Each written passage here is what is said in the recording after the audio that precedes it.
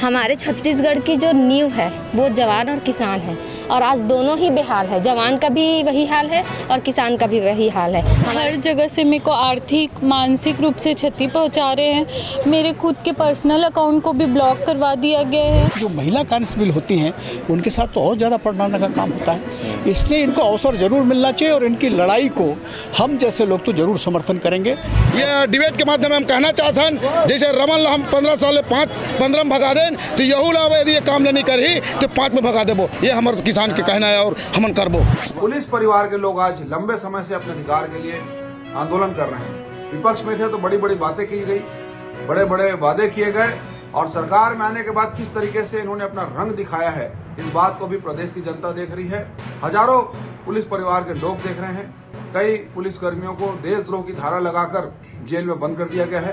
एक तरफ आप अमर जवान ज्योति बनाते हैं, अपनी राजनीतिक जमीन को पुख्ता करते हैं, अपनी ब्रांडिंग करते हैं, अपना नंबर बढ़ाते हैं, और दूसरे तरफ पुलिस परिवार के जवान और उनके परिवार आज खून के आंसू रो रहे हैं, दुखी हैं, और सरकार को उनसे बात करने का समय नहीं है, सिर्फ उनको आश्वासन दिया जा रहा है। जय जवान जय किसान का नारा पुलिस परिवार को आंदोलन को देख रहे उज्जवल दीवान के द्वारा इसी मंच से दिया गया था, और यह मंच जो है वो किसान परिवार अपनी मांगों को लेकर के आज 32वां दिन है यहाँ पर लामबंद है, या बोला जाए कि आंदोलनरत है।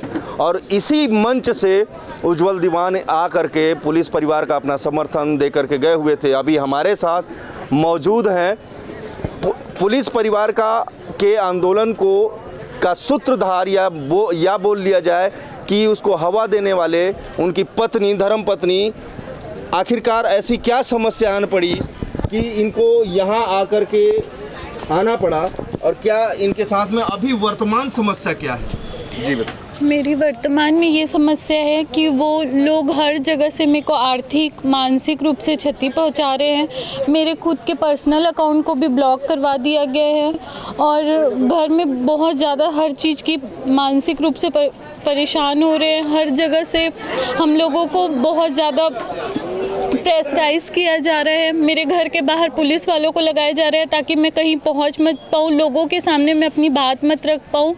और मैं इसीलिए यहाँ किसान भाइयों से मैं यही लेकर आई हूँ कि मेरे पति को जल्दी से जल्दी उनको रिहा किया जाए, क्योंकि उन्होंने कोई गलत नहीं किया है। और बस मैं यही बोलना चाहूँगी। इनके साथ में और कुछ पुलिस परिवार की बहनें हैं जिनसे हम जानेंगे कि आखिरकार क्या समस्या लेकर के जो है किसान भाइयों के पास आ पाए हैं। जय जोहार।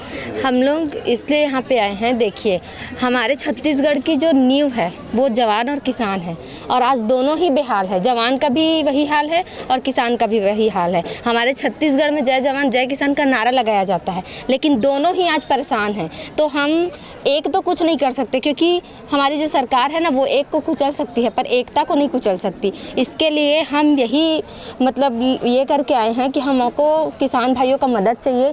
जैसे किसान और जवान को साथ में लेकर नारा लगाया जाता है, वैसे ही हम मतलब ये चाहते हैं पुलिस परिवार वाले कि हम किसान और जवान मिलकर ये लड़ाई आगे लड़े।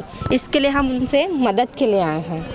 और भी हैं यहाँ पर जो है, जैसा कि जय जवान जय किसान ये बोले और ये मदद मांगने के लिए आए हुए हैं। यहाँ पर किसान नेता हैं, और ये पिछले बार भी जब उज्जवल दीवान जी आए हुए थे तो आप यहाँ मंच साझा किए थे, आपने उनको जो है मंच साझा करने का मौका दिया था।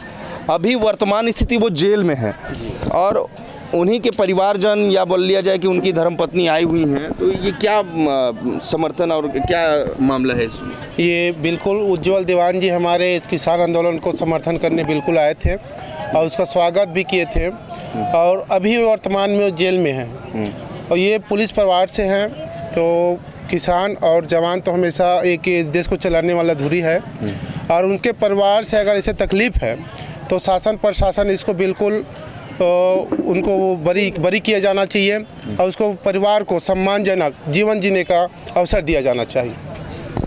जैसा कि इनका कहना है कि जय जवान जय किसान, इनका समर्थन भी है।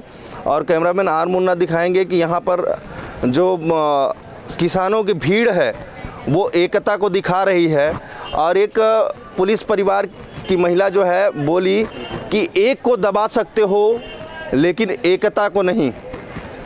तो इसी तरह और भी हमारे साथ जो वरिष्ठ किसान नेता हैं उनसे चर्चा करेंगे कि आखिरकार क्यों दमनकारी नीति सरकार अपना रही है, इसमें आपका क्या शब्द रहेगा?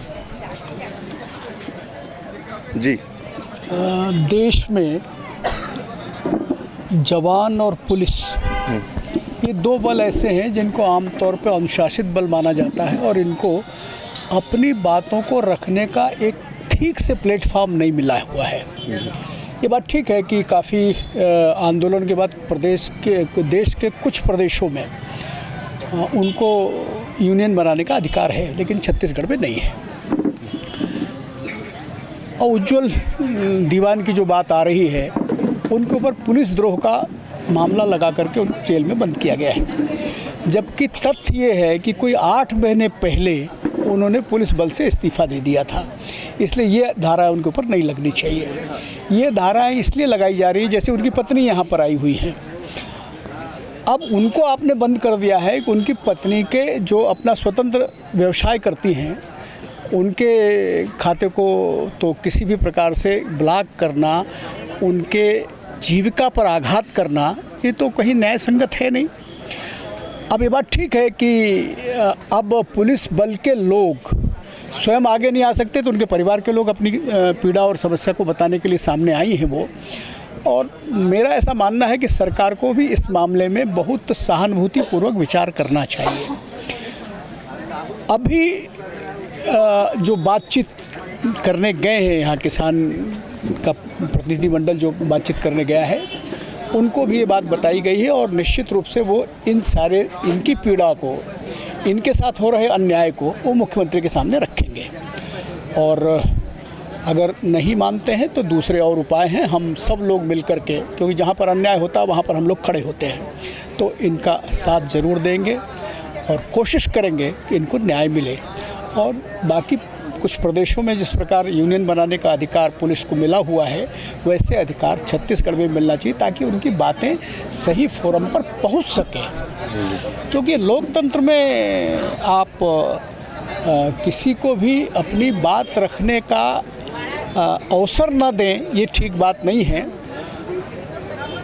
लेकिन एक बात और भी है, अब ये महिलाओं की पीड़ा एक दूसरी है। तो हम पुलिस वाले हैं, पुलिस से जनता के संबंध आमतौर पे अच्छे नहीं होते, क्योंकि उसमें पुलिस का भी ज़्यादा दोष नहीं है। हमारे देश में पुलिस की ट्रेनिंग जिस प्रकार की है वो अंग्रेज़ों के समय से था, अंग्रेज़ों के समय दमन होता था, उसी प्रकार की पुलिस की ट्रेनिंग हमारे लोगों के साथ है। तो वो वही काम करते हैं जो उनके अधिकारी अधिकारी उनको आदेश देते हैं। और इनके साथ सबसे बड़ी दिक्कत ये है, बड़े अधिकारी इनका समर्थन नहीं कर रहे हैं। उसके पीछे कारण ये है कि बड़े अधिकारी, ये जो कांस्टेबल स्तर के जो लोग हैं, उनसे घरेलू काम करवाते हैं जी। उनको मुफ्त में सरकारी खर्चे पर नौकर मिल जाता है, तो इनके भी आत्मसम्मान को लगता है, उसका विरोध होता है।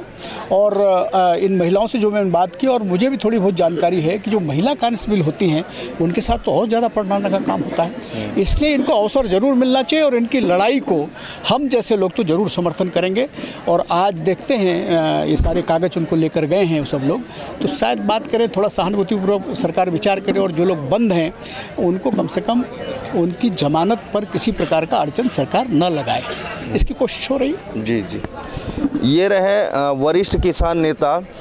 एक बात तो माननी पड़ेगी कि जब सामान्य जनों के अगर नज़र में या जेहन में आ गया है कि अधिकारियों की प्रताड़ना होती है विभाग में, तो क्या विभाग के अधिकारी या बोल लिया जाए कि पुलिस विभाग के मुखिया को जानकारी नहीं है? बिल्कुल जानकारी होगी। बस इस बात को छत्तीसगढ़ के मुखिया भूपेश बघेल को समझना चाहिए कि आखिरकार इनकी प्रताड़ना कब तक सहेगा निचले स्तर का कर्मचारी।